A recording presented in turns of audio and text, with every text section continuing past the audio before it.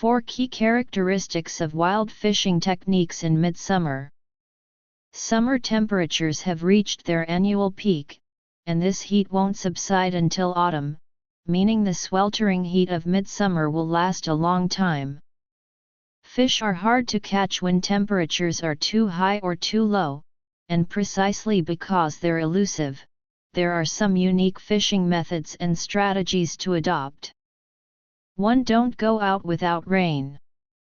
Midsummer requires careful timing for fishing trips. If the weather is poor, fish will definitely refuse to bite. Extreme heat in midsummer easily causes oxygen depletion in water, leading fish to surface.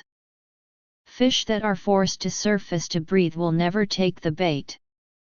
For example, pre-rainy days with high humidity and low pressure, foggy days with even higher humidity and lower pressure, or hot west wind days with insufficient dissolved oxygen in water. These are all weather conditions where fish won't bite in midsummer. It's not recommended to go fishing if it doesn't rain in midsummer. Ideal fishing days all revolve around rain, during light rain, intermittent showers, after heavy rain, after water rises, after thunderstorms, etc.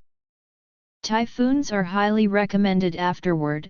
Rising water, cooling temperatures, and increased pressure make fishing much easier. 2. Only go out when the wind is light. Wait, didn't we just say don't go out without rain? Why only go out when the wind is light?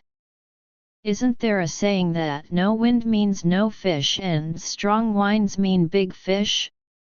Different fish thrive in different weather. If you love fishing for bottom dwellers like carp or black carp, it's indeed extremely hard to catch them without rain. You'll likely return empty-handed and get sunburned. But if you enjoy fishing for silver carp or bighead carp, sunny or cloudy days with light winds are actually ideal. Midsummer has the highest water temperatures and the most abundant algae, making it a peak growth period for silver carp and bighead carp, as their growth is closely tied to ample food.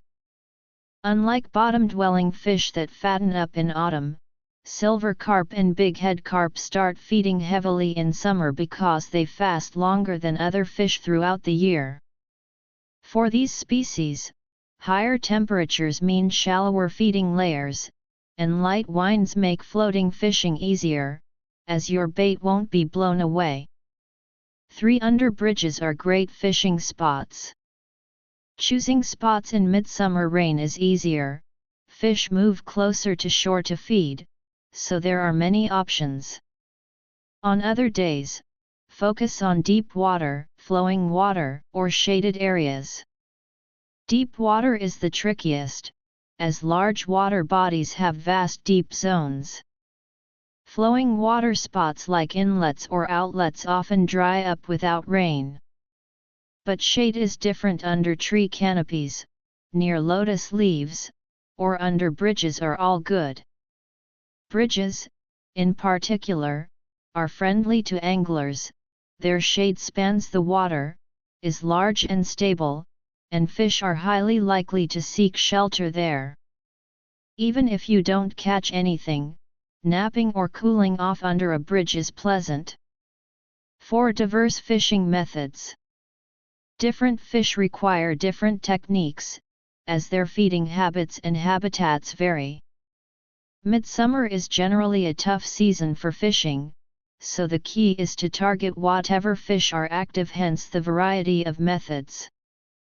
For flowing water, use techniques like sliding sinkers, large sliding sinkers, or double sinkers. In fast currents, skip the float and try tight line fishing. Fish for bottom dwellers in the morning or evening. Switch to floating fishing for silver carp/bighead carp during the day, or even target small fish with a sliding float if big fish are scarce. If all else fails, try for yellow catfish. They tolerate both cold and heat, aren't fussy about water quality or oxygen, and often bite when other fish won't. You'll also need more bait types than in other seasons. Commercial baits are a given, but bring tender corn, in case small fish are rampant, and earthworms, effective for yellow catfish or in murky/flowing water. Author profile: I'm a self-media blogger who loves fishing and enjoys sharing tips. Follow me to exchange fishing skills and chat about all things wild fishing. Give a like, save, and follow to never miss an update.